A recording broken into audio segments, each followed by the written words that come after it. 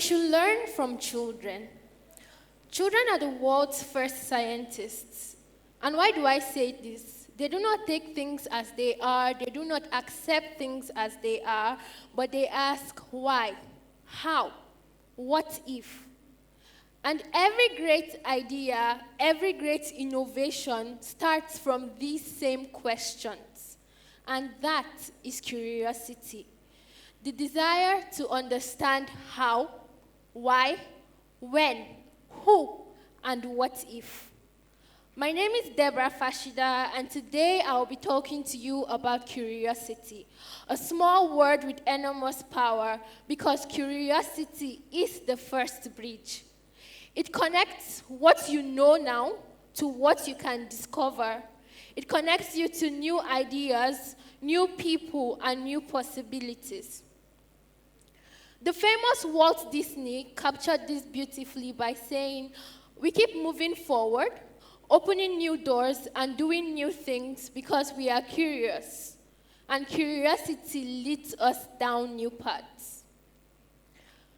Growing up, I always wanted to be a medical doctor, and I never explored any field outside that because that was what I thought I wanted to be. But then I got introduced to technology. It seemed fun, it seemed interesting, but I didn't know if it was for me. Fast forward a few years, I got selected for an exchange program in the United States. And through this program, I was able to attend 10 months of American high school. And in my high school, we were expected to take 7 classes, 3 of which were core classes like mathematics, English, and the US history, and then 4 electives. And so for my electives, rather than taking conventional classes like physics, chemistry, biology, I decided to take classes like aerospace technology, electronics and robotics, and computer science principles. Because I was super curious about what technology was, I really wanted to know what it entailed. And being in those classes exposed me to a whole new world of possibilities. I was able to see how technology can be part of the tools we could use to bridge pressing issues in our community. And now looking back and reflecting, I saw that curiosity was my first bridge, because it connected the Deborah that didn't know, the Deborah that was confused, to the Deborah that started doing. And that's what curiosity does. But what exactly is curiosity? Curiosity is not about asking random questions, but about asking purposeful questions. Questions like, how can we connect 2 fields that seem unrelated? How can I use my skills, my interest, my passion to solve pressing issues in my community? Who can I learn from today that I haven't learned from before?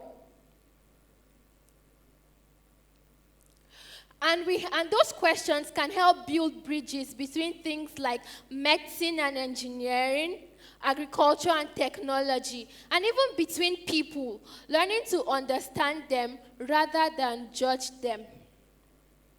Curiosity is the first thing that will take you from I don't know to I want to know. And without that moment, nothing else happens. No exploration, no research, no creativity. So before skills, before expertise, before discipline, there is a question.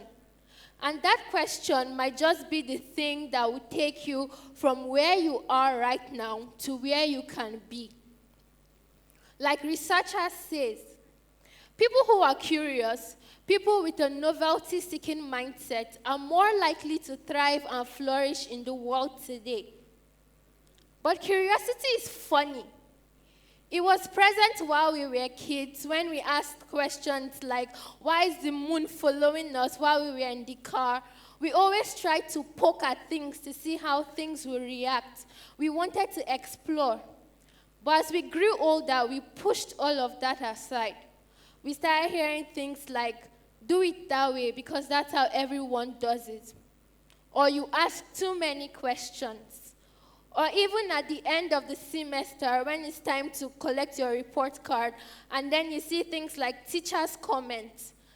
And then you see statements like, this student is too inquisitive. And at that moment, at that time, it tells you something dangerous. It tells you to shrink your questions. It tells you to accept things because that's how everybody does it. And that is not good.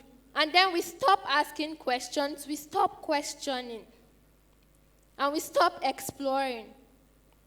I remember having little kids come over to my place, and they asked me so many questions. Deborah, why is this way? Why is this red? How does this work? And every single answer I gave them led to another why. And of course, at that time, it was frustrating. But then I sat down and reflected, and I didn't know most of those answers. And then I'll have to Google it to tell them the answers. And I myself will be like, oh, wow, so this is why this is this way.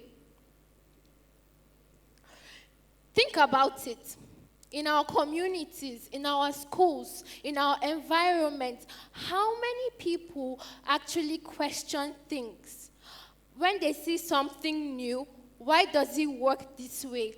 Or they question systems, oh, how could we improve this? Most people decide to follow the norm because that's how everyone does it. And that is the reason why we do not create. Because a society that cannot question will not innovate. A community that does not explore will not grow. And a person who is not curious will not learn. And we have so many bridges around us today. Bridges between youths and opportunities, talent and support, ideas and action, and curiosity, trying new things, pulling things apart and rebuilding them in a more efficient way can just be the tools to bridge those gaps. And so today I am going to teach you something. It is very simple, but it's one of the most powerful tools used for thinking. It is called first principles thinking, or thinking from first principles. It means going back to the basics of a problem, questioning all assumptions, breaking the problem into smaller bits, and then rebuilding from them. Aristotle defined first principles as the first basis from which a thing is known. And now this is just a fancy way of saying, go back to the basics, go back to the foundation. And to explain this further, I am going to give you 3 steps. Step 1, question all assumptions. Question everything. When you are in a problem, when you are in a situation, question it.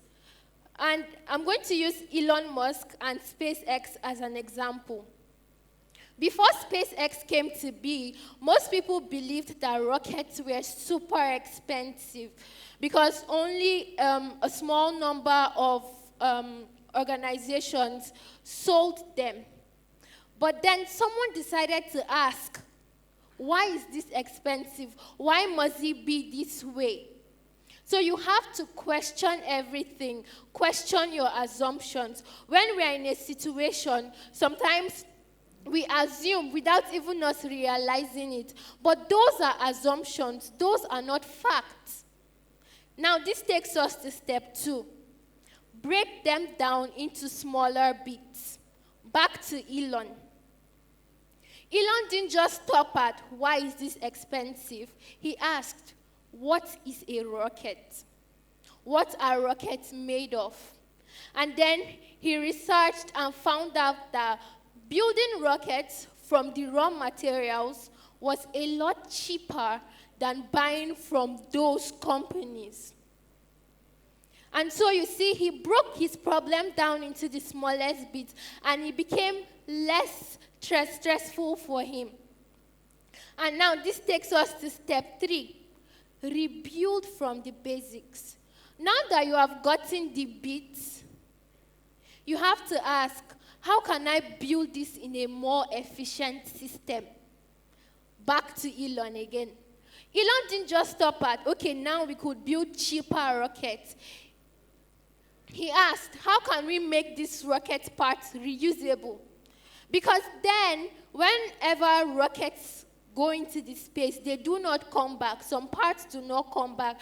And imagine spending a ton of money to build those machines, and after a one-time use, that's all.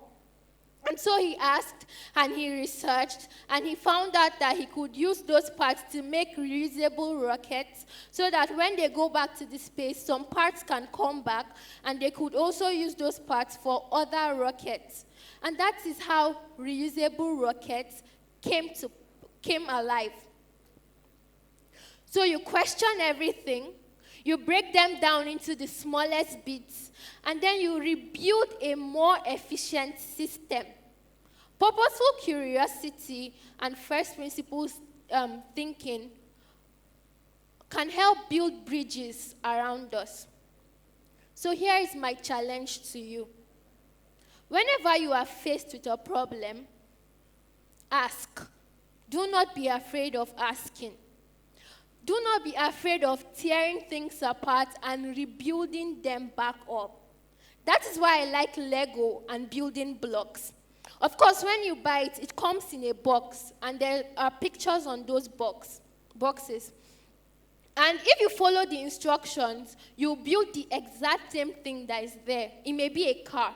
But then if you take those things apart, they are little blocks, and then you could build anything you imagine, from rockets to spacecrafts and all of that. So do not be afraid of pulling things apart.